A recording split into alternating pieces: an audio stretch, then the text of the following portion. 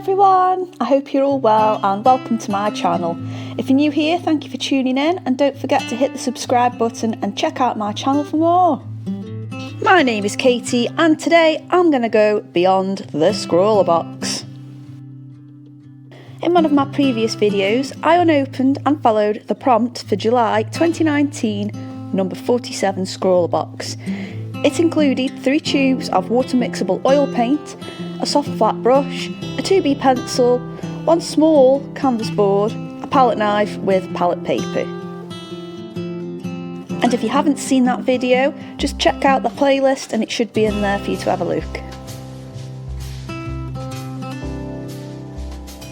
With only having 1 small canvas to work with, I thought it'd be a nice idea and less wasteful to put these materials to another project. So off I went to buy another canvas board, a bit bigger this time as well. I believe it's one of the Winsor & Newton ones, and I'm thinking let's try and use these paints on something else. So what I've done to start off with is sketched out my design, and what I used was a Prismacolor coloured pencil in violet. Now I used this to match the oil paint because the paint will lift off with anything I draw underneath, so I decided not to use the 2B pencil that was included with the SCRAWLRBOX. To prep the canvas I used the titanium white oil paint and I diluted that with water, and then I worked on creating a gradient, making a purple using the ultramarine and the magenta that I have. And I kept it more on the magenta side so it would look a little bit more pinky in the background, and just worked that gradient in. And for the figure at the front I built the layers up starting from light to dark, and I just keep working that in.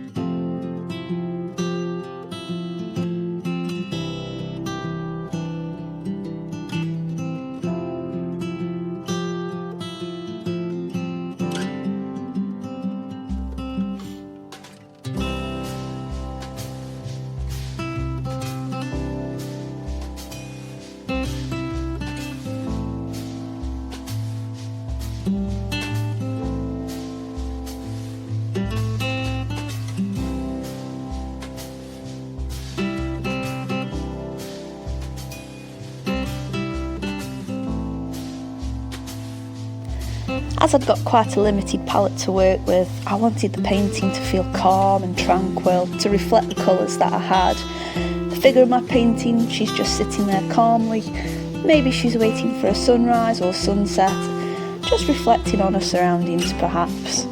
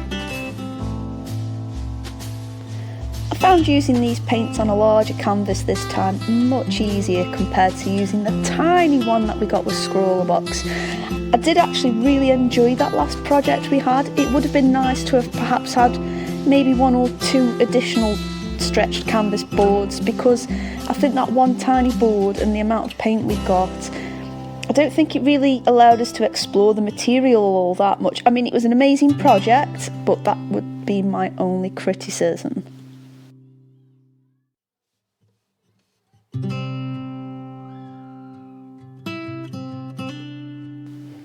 I also avoided using the palette knife that came with the SCRAWLRBOX.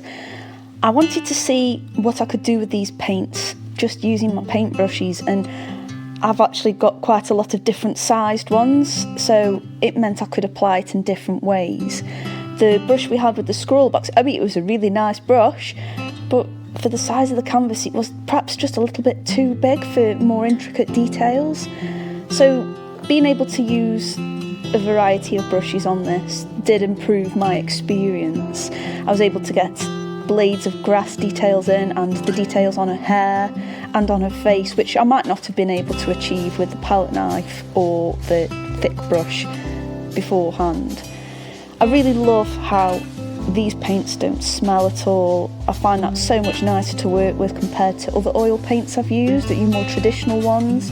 They smell awful, I get terrible headaches after a while. I can't work on a painting for very long, I have to keep taking breaks, where the benefits with these is I can just keep going, and they do stay wet as well. I must admit it's about a week and a half since I did my SCRAWLRBOX and it's still wet, and yes, I found out because I put my thumb in it, but luckily it didn't damage it and we're all good. But it's nice to know that they're still wet and they do behave like a traditional oil paint.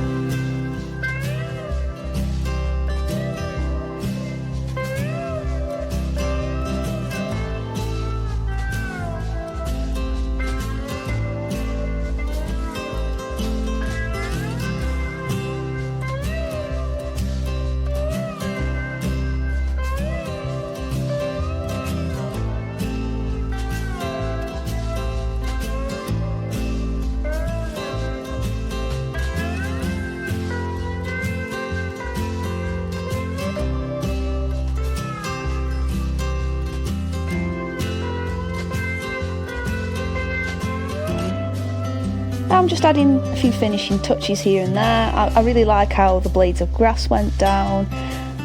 I'm just adding a floral clip to her hair. I'm really happy with how this has turned out. I'm still so surprised by these paints. I think I'm going to use them again on another project. I've still got quite a lot to work with. It does mean I'm going to have to keep buying canvas boards to get the full use out of them. However, I am really glad it's introduced me to this medium. It's something I haven't used for a while, just because of the smell, and now I feel like it's opened that door up again and I can perhaps use them for future projects.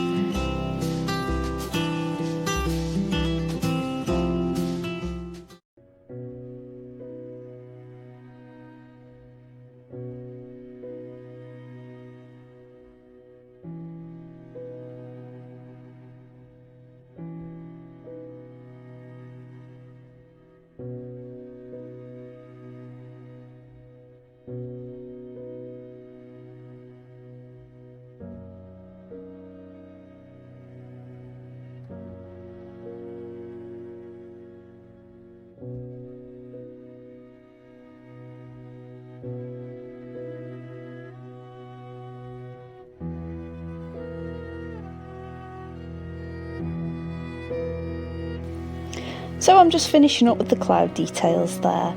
I really hope you've enjoyed this video, and I hope you've enjoyed me sharing my continued experience with the materials from July's SCRAWLRBOX. It's nice to be able to put materials to other projects outside of what the prompts are.